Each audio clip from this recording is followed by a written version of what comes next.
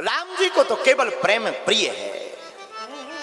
एक बात सुनो, सब कुछ हो जीवन में, भगवान की भक्ति ना हो किसी काम के है, कोई काम का जीवन नहीं, बेकार गई जिंदगी। एक बार एक आदमी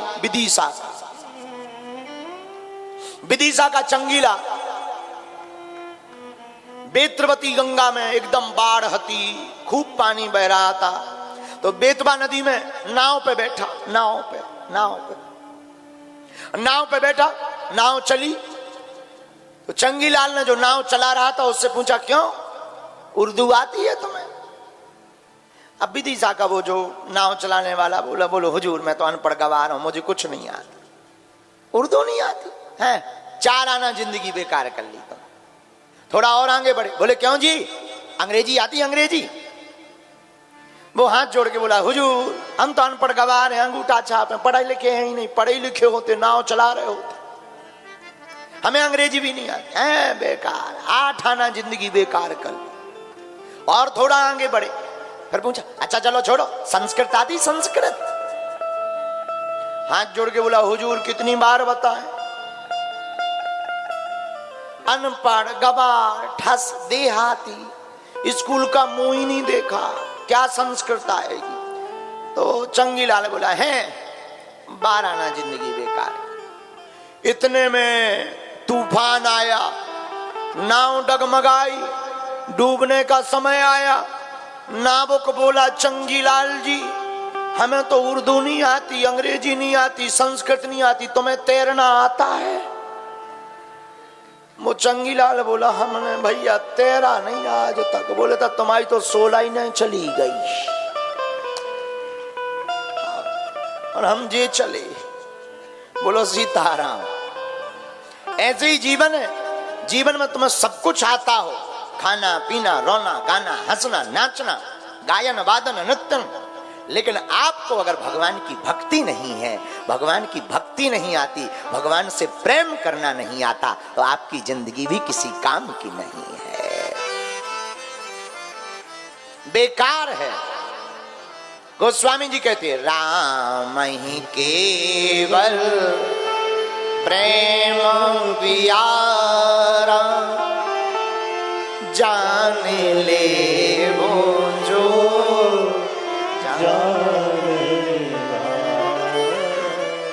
राम जी से केवल और केवल प्रेम का नाता एक राम जी से। इसलिए इस कथा का सूत्र बहुत अच्छा है।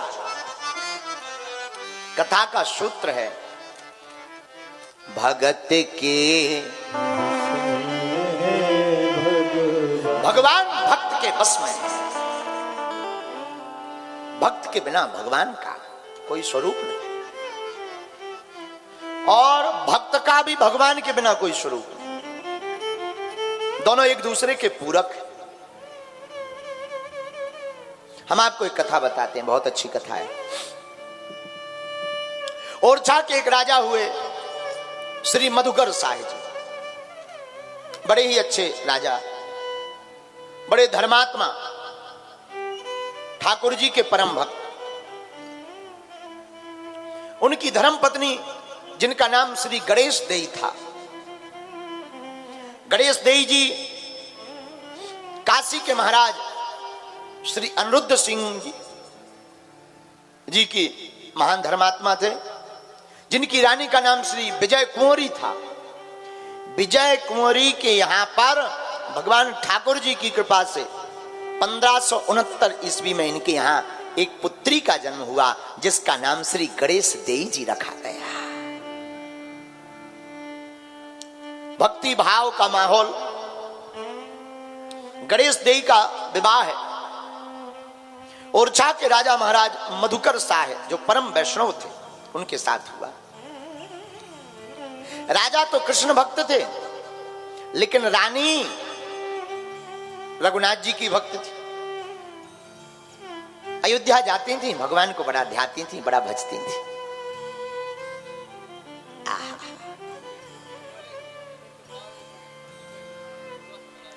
एक बार सावन आया, तो सावन के महीने में राजा की आदत थी कि वो वृंदावन जाते थे झूला महोत्सव में। तो राजा वृंदावन जाते थे, रानी अयोध्या जाती थी। अच्छा, ऐसे भी भक्त होते हैं दोनों अलग अलग दिशा के, लेकिन भक्त तो हैं, यही अच्छा है। तो राजा तो गए वृंदावन, रानी अयोध्या गई। अयोध्या में भगवान श्री कनक भवन सरकार की पूजा करती, दर्शन करती, संतों का संग करती, सत्संग करती, सरजू जी में स्नान करती, गली गली में डोलती, बड़ा आनंद लेती भगवान के कीर्तन का, नाम का, कथा का, रूप का। कई दिन बीत गए, आहा हा, कब सावन निकल गया, राजा वापस आ गए,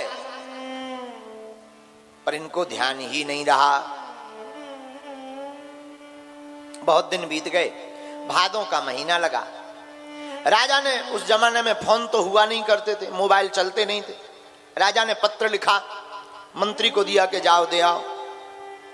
2 बार पत्र लिखा, लेकिन रानी भगवान के भक्ति भाव में, भगवत भाव में इतनी डूबी, उन्हें ध्यान ही नहीं। मंत्री पत्र लेकर आया, पत्र ले लिया, धर लिया, पढ़ा ही नहीं। राजा को बड़ा गुस्सा आया। राजा मधुकर साल ने 3री बार पत्र लिखा और कहा, सुनो, इतने दिन से पत्र लिख रहे हैं, जवाब नहीं दे रही हूं। मधुकर साह ने खिसिया करके अब 3री बार पत्र लिखा कि तुम्हारा मन लगता है अब ओरछा आने का नहीं लग रहा, अब तो लगता है अब की बार अपने खसम रघुनाथ जी को लेकर के ही लौटोगी। ऐसा पत्र में लिखा। आहा, रानी ने वो पत्र पढ़ा, आंखों से आंसू आ गए। लगता है राजा हमारे प्रेम के का उपहास कर रहे हैं, लगता है राजा को हमारे प्रेम पर भरोसा नहीं, लगता है महाराज को हमारे प्रभु की प्रीति में किंचित मात्र दिखावा नजर आ रहा है। रानी ने प्रण किया, अब तो एक ही उपाय है, या तो हम जाएंगे तो रघुनाथ जी को ले जाएंगे, नहीं तो जाएंगे ही नहीं, यहीं सरजू जी में कूद करके अपने प्राणों को त्याग देंगे। आहा, कनक भवन सरकार के सामने पहुंची, हाथ जोड़कर श्री रानी गणेश देवी जी ने कहा, हे रघुनाथ जी, आपके तो लाखों भक्त हैं, भला हम आपके सामने क्या टिकते हैं, लाखों दासियां हैं, हम जो याचना आपसे करने वाले हैं, ये याचना अगर सब दासियां करें तो आप किस किस के साथ जाओ, इसलिए हम आपको भी संकट में नहीं पाड़ेंगे कि आप हमारे साथ चलो, अपितु ये हम अपना जीवन लीला ही विराम कर देते हैं। अब अंतिम बार दर्शन करने आए हैं, जी भर निहार लें आपको। खंबे के पीछे खड़ी हो गई रानी, भर आंखों से रघुनाथ जी को निहारने लगी, टप टप टप करके आंसू बहने लगे, आंखों से निर्जल धारा बहने लगी। क्या कहना, भगवान के प्रेम में प्रेम मगन महारानी गणेश देवी जीवन निहारती रही रघुनाथ जी को। हे रघुनाथ जी, रोने लगी महारानी, झरझर करके आंखों से आंसू बहने लगे। श्री कनक भवन सरकार को प्रणाम किया आपने, वंदन किया और बार बार दंडवत करके कहा, अच्छा रघुनाथ जी, अब यहीं तक का हमारा तुम्हारा साथ था, अब बस, अब फिर कभी मिलेंगे, किसी जन्म में मिलेंगे, अब हो गया। आंखों में आंसू भर करके सरजू जी की तरफ चल पड़ी। आहा, सरजू जी के किनारे पहुंची, फिर वही आंखों में आंसू, सरजू जी के जल को माथे पर लगाया और छलांग लगा करके मरने के लिए कूद गई सरजू जी में।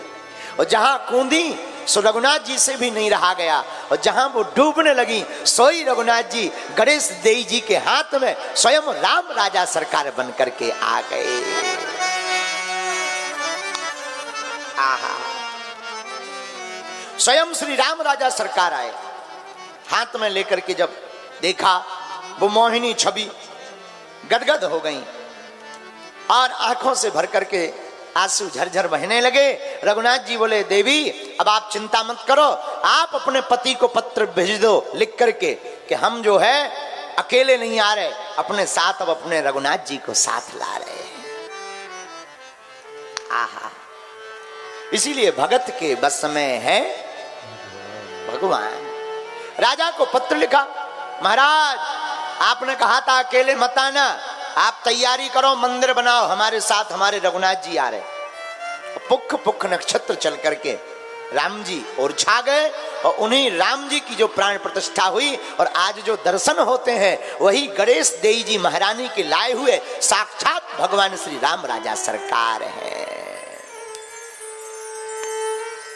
इससे यह सिद्ध हो गया भगत के बस में है कौन? भगवान।